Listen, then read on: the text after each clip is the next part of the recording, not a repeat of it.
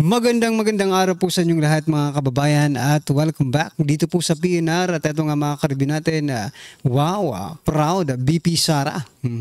BP Inday Sara lang nakagawa nito. Yan mga kababayan, patungkol po riyan ang ating alamin at bibigyan ng komento ngayong araw na ito. Pero bago pong lahat, kung di ka pa po nakapag-subscribe sa ating munting channel, please don't forget to subscribe at palike na rin po ng video ito. Maraming salamat po at eto na nga, simulan na po natin to. Sawala ang bayan ko sa magnanakaw na tao.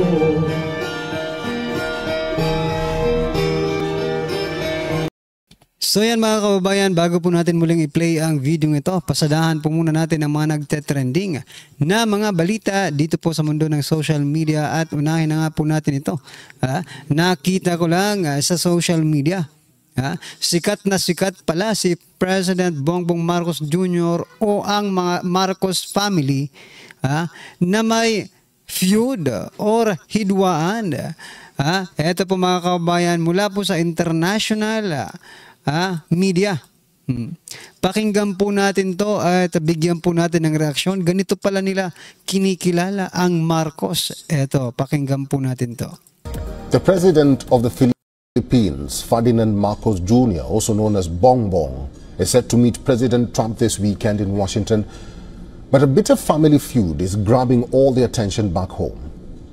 From inseparable siblings to estranged adversaries, President Bongbong and his sister, Senator Amy Marcos, once strong bond has frayed. Behind closed doors, tensions between Amy and President Bongbong had been escalating until their rift became public. Amy even batted away reporters' questions about her relationship with the president, blaming her Senate workload for their lack of contact. Then Amy Marcos joined forces with Vice President Sara Duterte, a former ally turned fiercest political enemy of the president. The sibling rift erupted publicly in March, just before the midterm elections, over the arrest and extradition of former President Duterte. Amy Marcos slammed the arrest and extradition of the former president, which her brother's government enabled, on crimes against humanity charges over his deadly war on drugs. Then the president, for the first time, stopped mentioning or offering any endorsements to her sister. That is, to his sister. Days later, Amy formally withdrew from Bongbong's Senate slate, launching her own Senate investigation into Duterte's arrest in a calculated rebuke of her brother. In last April, Amy posted a video along with Duterte Carpio, both clad in mourning black, hit out at Bongbong's government for allegedly causing her hunger, injustice, and political repression. So yan mga kababayan, di ba kung ikaw ang nanonood nito, hindi ka po ba nahihiya, no? Na ganito ang pagkakakilala sa'yo bilang isang presidente, bilang isang Marcos, na meron kayong mismo sa ito ang iisipin ng mga international community. Kasi ito rin po ang naiisip ko, kahit nga hindi tayo mga taga-ibang bansa, ito yung naiisip natin, no? Iisipin ko ngayon, na mismo sa pamilya mo, may problema, hindi mo kayang solusyonan. Yun pa kayang buong problema ng buong bansa kaya mong solusyonan, no? Dapat kasi kayong mga Marcos, dahil kayo po ay nasa posisyon, kayo po ay magpakita, no? Ng kahit kaunting man lang, no? Yung pagkakaisa, di ba? Kayong Marcos, Amy Marcos, President Bongbong Marcos and other Marcoses, you are calling for unity, no? Pagkakaisa. Pero sa pamilya nyo pa lang, hindi na nagkakaisa, no? Paano pa kayo susundin or paano nyo pa masusolusyonan ang problema ng buong bansa kung mismo sa pamilya nyo pa lang hindi nyo na masolve yung problema na ito. Anyway, mga kababayan, ano po ang inyong opinion dyan? I-comment nyo na lang po. At eto, pasadahan po natin ito ha. Ito po si Mocha Ozon Vlog. Ito, nagbahagi po ng mga nagawa. Kasi papalapit na po mga kababayan ang sona ni President Bongbong Marcos Jr. Kaya ito, doon po sa mga naghahanap ng mga nagawa, kahit tinapyasan yung kanyang budget, ito po mga kababayan ang nagawa ni Vice President Sara Duterte. Pakinggan po natin to at bigyan po natin ng reaction to.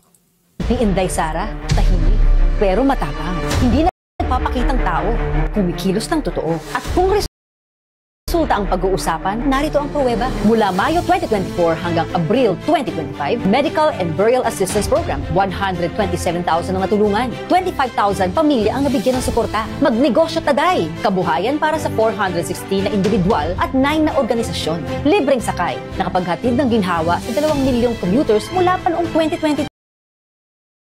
Disaster response, mahigit 92,000 na pamilya ang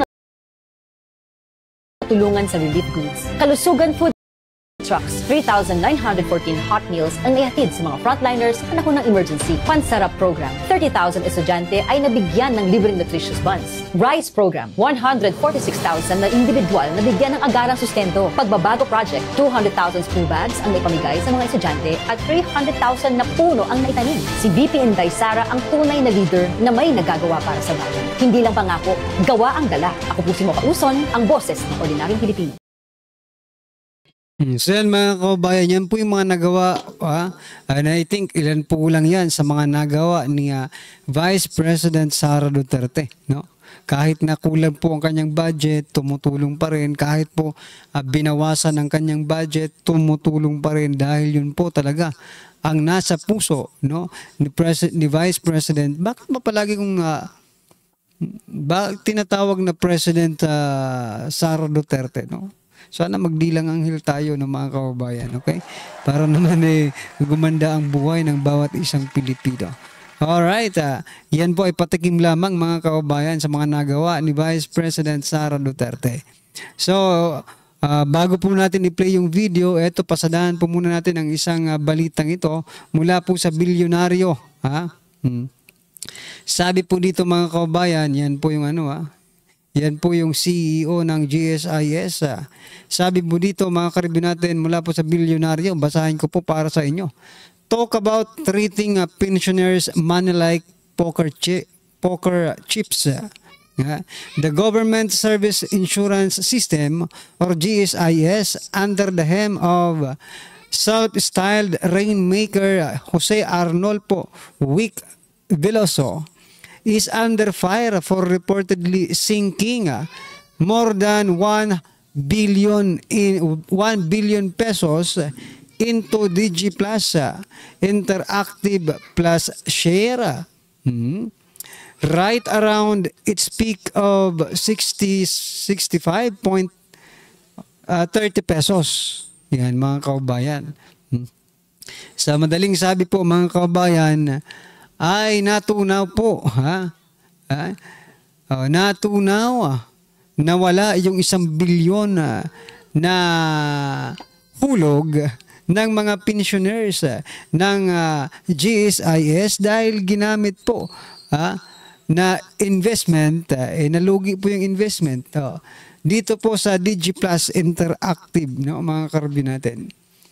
So, eto, gusto ko lang magtanong kasi wala naman tayong, ang tawag dito, wala naman tayong kaalam-alam pagdating po sa mga batas-batas. Kaya tatanungin po natin yung mga nakakaalam dyan sa batas kung ang paggamit ba ng insurance, no? Ang paggamit ba ng pondo ng mga members ng GSIS to invest dito sa DigiPlus ay nasa batas ba yan mga kababayan? Baka mamaya, gusto ko lang pong i-point out, baka mamaya, ay wala pala ito sa batas at gusto lang kumita nitong tagapag-ngalaga, ay tagapamahala ng GSIS na si Jose Arnolfo Wick Veloso. Di ba? Baka gusto lang nito magkapera. Kaya ininvest niya yung pera po ng GSIS. Kayo pong mga GSIS, ito mga government, all government employees yata, mga kababayan, ay mayroon po nito. Kayo po ba hindi nababahala na baka wala na po kayong makuha pag retired ninyo? Dahil ito, nagastos na po, natunaw na po ang 1 bilyon na hinulog ninyo. Aray ko po, saan niya kukunin ang 1 bilyon na ito? Just to cover up, di ba? The amount. Kasi hindi naman siguro papayag mga kababayan, yung ating mga kababayan na naghuhulog ng GSIS na hindi sila makakakuha ng kanilang pensions or makapag-loan man lang sa kanilang inuhulog. Ayan, ang dami pa kasing ang dami pa nating hinuhulugan, for example lang sa mga government employees, may SSS, may PhilHealth, kung ano-ano pa, di ba? Halos konti na lang ang natitira sa kanila. Tapos ganito pa ang mababalitaan natin. Ganito pa ang mababalitaan natin na wala na yung 1 bilyon. Okay? Ginastos na yung 1 bilyon. Ininvest yung 1 bilyon tapos hindi kumita, nalogi, na scam. Okay? Parang yung ano lang ito, yung 20%, ito gusto ko lang ipaliwanag, gusto ko lang i-share to mga kababayan. Kasi may mga vloggers po, mga kababayan, na yung content nila about sa 20% na tax sa savings, no? May mga vloggers po na nagbablog, bakit daw nagrereklamo yung mga Pilipino na yung interest ng kanilang savings ay babawasan ng tax na 20%? Hindi man daw nag-iipon ang mga Pilipino. Pag nakakuha daw ng sahod ay ginagastos agad. Anong mga pag-iisip yan? Diba? Paano makakapag-ipon ang mga ordinaryong Pilipino? Kung ganyan, magbabala ka pala mag-ipon, mayroon ng nakaatang na buwis, di ba? It is not, no? Hindi po yan valid reason. Sabihin mo, ay okay lang yan dahil hindi naman yung mga Pilipino, yung mga mahihirap, hindi naman yan nag-iipon. Dinidekriminala,